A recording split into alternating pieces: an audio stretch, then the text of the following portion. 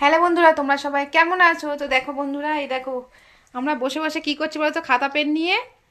আমার মামার ছেলে আর কি ভাইয়ের বিয়ে, তাই জন্য লিস্ট করেছি, মানে সাজের জিনিসের তত্ত্ব হবে।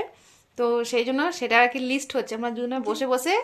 ও মনে করে করে দিচ্ছে, ওই যে ও মনে করে করে দিচ্ছে, আর আমি এই যে খাতা পেন নিয়ে লিখছি। বুঝেছো বন্ধুরা? তারপরে বল। কি হার হয়েছে? হয়েছে, দুল হয়েছে, তারপরে কি?